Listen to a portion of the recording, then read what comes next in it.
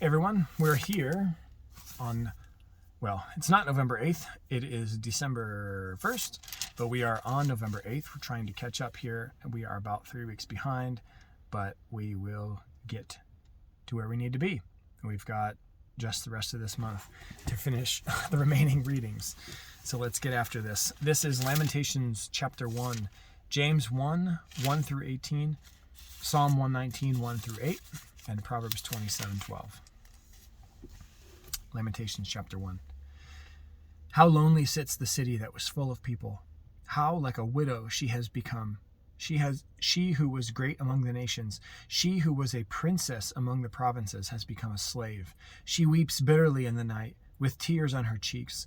Among all her lovers, she has none to comfort her. All her friends have dealt treacherously with her. They have become her enemies. Judah has gone into exile because of affliction and hard servitude. She dwells now among the nations, but finds no resting place. Her pursuers have all overtaken her in the midst of her distress. The roads to Zion mourn, for none come to the festival. All her gates are desolate. Her priests groan. Her virgins have been afflicted, and she herself suffers bitterly. Her foes have become the head. Her enemies prosper, because the Lord has afflicted her for the multitude of her transgressions. Her children have gone away captive before the foe.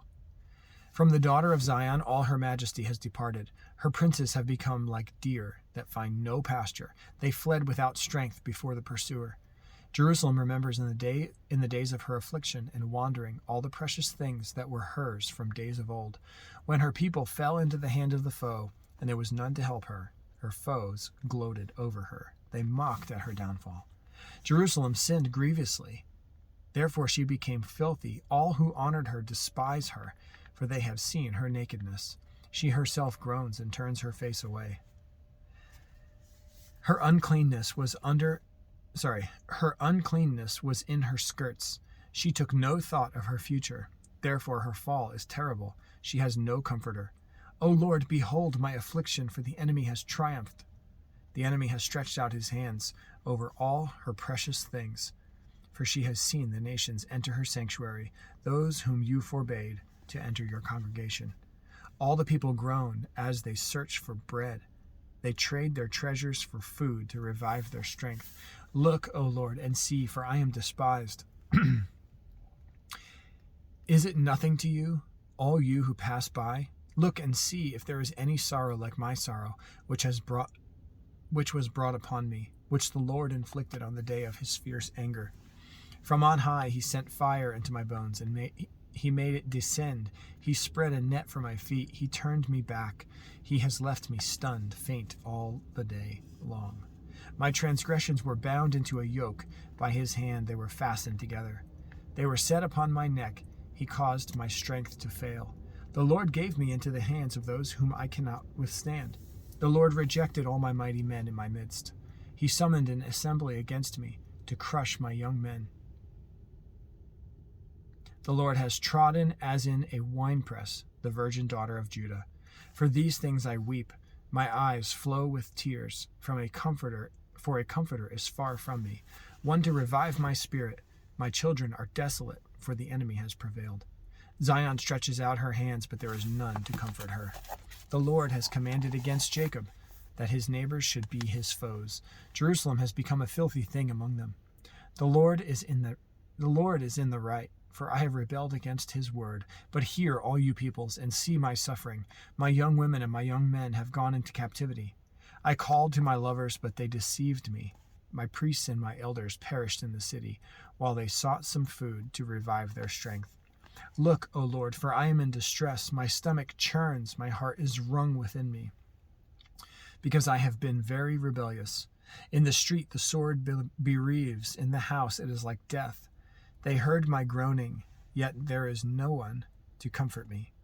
All my enemies have heard my trouble. All my enemies have heard of my trouble. They are glad that you have done it. They are glad that you have done it. You have brought the day you announced.